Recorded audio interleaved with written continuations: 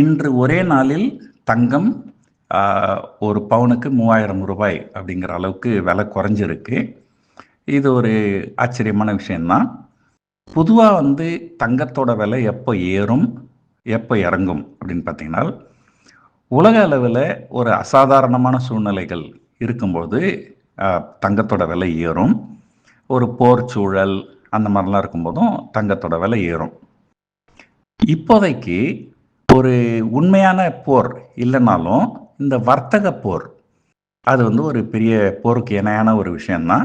So அமெரிக்காவுக்கும் மற்ற நாடுகளுக்கும் வர்த்தக போர் நடந்துக்கின்னு இருக்கு. அதனால தான் அந்த காரணத்தினாலையும் தங்கத்தோட விலை ஓரளவுக்கு அதிகமாக ஏறிடுச்சு. இப்போது நாளைக்கு பிரசிடெண்ட் ட்ரம்ப்பும் சைனீஸ் பிரசிடெண்ட்டும் பேச போகிறாங்க.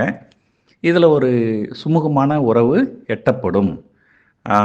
சைனா மேலே ஏற்கனவே நவம்பர் 1ஆம் தேதியிலேருந்து 100% கூடுதலான வரி அப்படின்னு அனௌன்ஸ் பண்ணியிருக்காரு. ஸோ இந்த மீட்டிங்கில் சுமூகமாக பேச்சுவார்த்தை நடந்தால் அந்த போர், அதாவது வர்த்தக போர், ஒரு முடிவுக்கு வரும் அப்படின்னு எதிர்பார்க்கப்படுகிறது. அது மட்டும் இல்லாமல் உலகத்தினுடைய ஒட்டுமொத்த மக்கள் தொகையில் கிட்டத்தட்ட 50% மக்கள் தொகை இந்தியாவிலையும் சைனாலையும் இருக்கிறாங்க. ஸோ அதனால் இந்தியா, சைனா 2 நாடுமே மிக முக்கியமான நாடுகள்.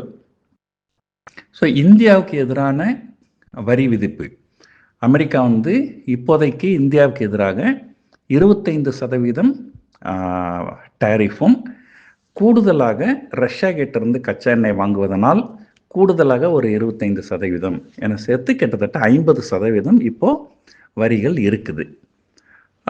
இதில் என்ன சொல்கிறாங்க இப்போன்னா, ஒரு இந்திய அரசாங்கம் ரஷ்யா கிட்டேருந்து கச்சா எண்ணெய் வாங்குவதை படிப்படியாக குறைத்து கொள்கிறோம் அப்படின்னு சொல்லியிருக்கிறாங்க அப்படிங்கிற மாதிரியான செய்திகள்லாம் வருது. ஸோ அதனால் கூடிய விரைவில் இந்தியாவுக்கும் அமெரிக்காவுக்கும் கூட ஒரு சுமூகமான ஒரு ஒப்பந்தம் ஏற்பட்டு இந்தியாவுக்கு எதிரான வரிகள் கிட்டத்தட்ட 50%லேருந்து கிட்டத்தட்ட 15-16% அப்படிங்கிற அளவுக்கு குறையதற்கு வாய்ப்புகள் நிறைய இருக்குது அப்படின்னு சில பத்திரிகை செய்திகள்லாம் சொல்கிறாங்க. ஸோ இது ஒரு கிட்டத்தட்ட ஒரு அமைதியான சூழ்நிலையை நோக்கி உலகம் திரும்புது. ஸோ பொதுவாக ஒரு அமைதியான சூழ்நிலையை நோக்கி உலகம் திரும்பும்போது தங்கத்தோட விலை குறையும்.